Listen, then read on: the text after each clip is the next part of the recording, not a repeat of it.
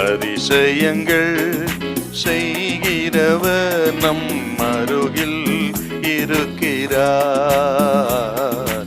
அற்புதங்கள் செய்கிறவர் என்றும் நமக்குள் வசிக்கிறார். யோவான் எழுதின சுவிசேஷம் 21ஆம் அதிகாரம் முதல் வசனம். இவைகளுக்கு பின்பு இயேசு திபேரியா கடற்கரையிலே மறுபடியும் சீஷருக்கு தம்மை வெளிப்படுத்தினார். சீஷர்களுக்கு தம்மை வெளிப்படுத்தினார். ஆண்டவர் இயேசு மரித்து விட்டார். அவர் 3ஆம் நாள் உயிரோடு எழுந்தார். அப்படிப்பட்ட ஒரு சூழ்நிலையில அவர் உயிரோடு எழுந்தார் என்பதை சரியாய் விளங்கிக் கொள்ள முடியாத, புரிந்து கொள்ளாத சீஷர்கள் மறுபடியும் மீன் பிடிக்கும்படியாக அதே கலிலேய கடலுக்கு போயிட்டாங்க. அன்றைக்கு இரவு ஒன்றும் பிடிக்கவில்லை. அப்படிப்பட்ட வெறுமையான ஒரு நேரத்தில் அதிகாலையில் உயிர்த்தெழுந்த இயேசு அவர்களை கடற்கரையிலே சந்தித்தார்.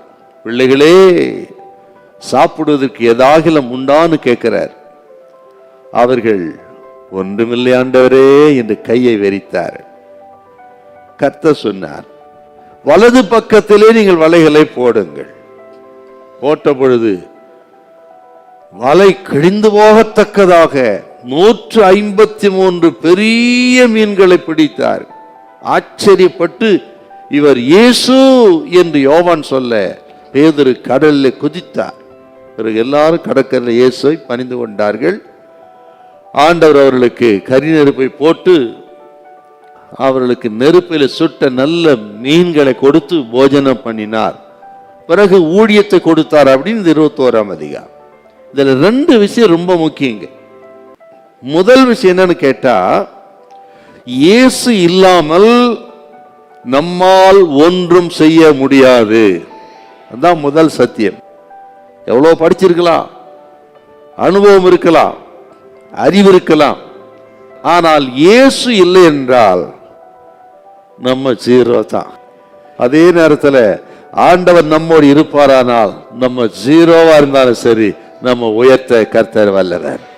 2வது, அப்படி புறப்பட்டு போன அவர்கள் ஆண்டவரின் வாக்குத்தத்தங்களை மறந்தார்கள், கட்டளைகளை மறந்தார்கள். இன்னும் மறந்துட்டாங்க. கர்த்தர் ஊழியத்துக்கு என்ன சொல்லி கூப்பிட்டாரு?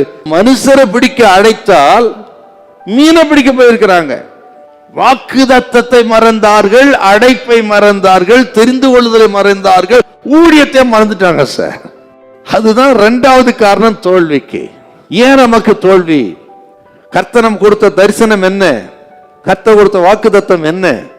அதெல்லாம் மறந்துறதுனால வர்ற வேணுதாங்க இது. எத்தனை ஊழியர்கள் பின்வாங்கி இருக்கிறாங்க, எத்தனை ஊழியத்துல ஒண்ணும் இல்லை. ஏன்னு கேட்டா, கர்த்தர் எதற்காக அழைத்தாருங்கிறத மறந்துடுறது. நம்ம தேவ பிரசன்னத்துக்கு இடம் கொடுங்க. காட்ஸ் பிரசன்ஸ் இருக்கான்னு பாருங்க. நீங்கள் கைவிடு செய்ய எல்லா காரியம் வாய்க்கும்.